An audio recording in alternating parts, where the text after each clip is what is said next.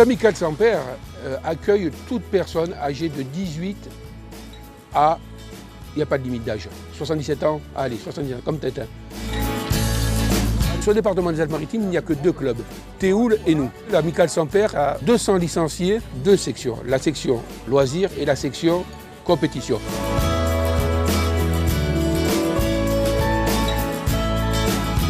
À l'origine, la rame traditionnelle vient que les pêcheurs, quand ils rentraient au port, faisaient une course pour être les premiers pour vendre leurs poissons. Comme son nom ne l'indique pas, ce qui est bien dommage, c'est un sport quand même actuel qui fait appel à beaucoup de force et aussi de technicité.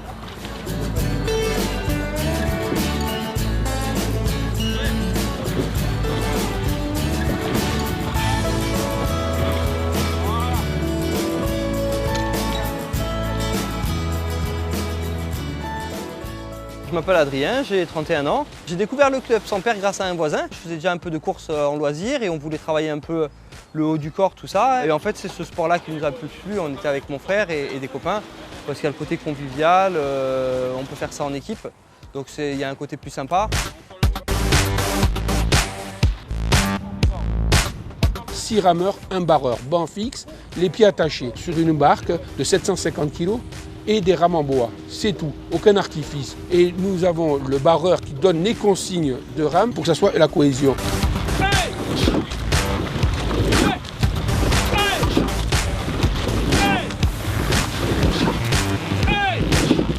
La difficulté dans notre sport, c'est premièrement le physique, avoir un bon cardio, avoir une bonne endurance, et après la bonne technique qui est faire une amplitude de mouvement, c'est ramener la pale la plus loin derrière et la ramener la plus loin devant pour rester le plus longtemps dans l'eau. Et après la fréquence, un nombre de coups de rame sur un temps limité. Nous avons après la technique qui est la scie et la prise de la bouée par le barreur. Attention, sciez! On pousse! Hop! Hop! Allez! Attention, ramez! Allez! Ce qui est le plus difficile dans la rame, c'est une technique de sciage, c'est-à-dire c'est ramer à l'envers. Ça permet de faire un demi-tour rapide. Physiquement, c'est difficile. Et puis au niveau de la coordination, c'est pas évident parce que derrière, il faut se recoordonner avec les personnes qui rament pour de nouveau repartir et ramer tous ensemble.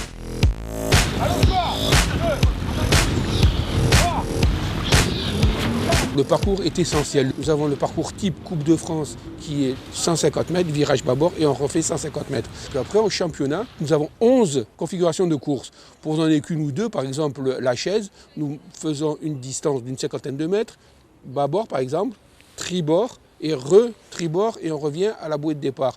Ou alors dans l'autre sens, c'est tribord, bâbord, bâbord, et on revient. Comme vous voyez, ça donne la forme d'une chaise. Ou le grand 8, nous partons en faisant 150 mètres, par exemple bâbord, on revient pour prendre la bouée tribord, on retourne bâbord et on revient. Ça fait un 8. On appelle ça le grand 8.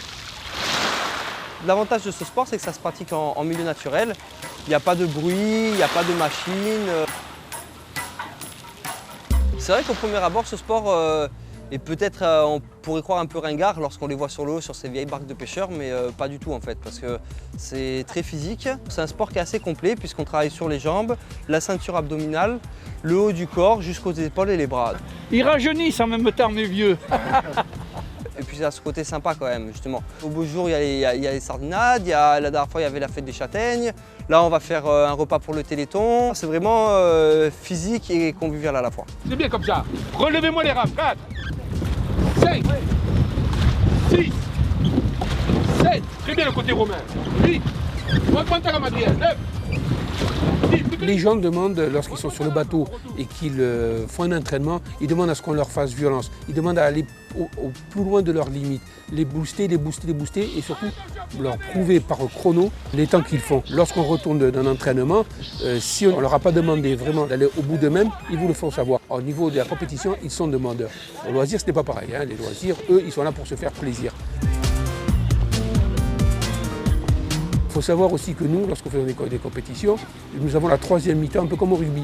On se retrouve tous autour d'un bon banquet, et ça, vous allez interroger n'importe quelle société qui pratique la rame traditionnelle, vous diront la même chose, l'important c'est la convivialité. Et là, vraiment, c'est ce qui fait la force de la rame traditionnelle.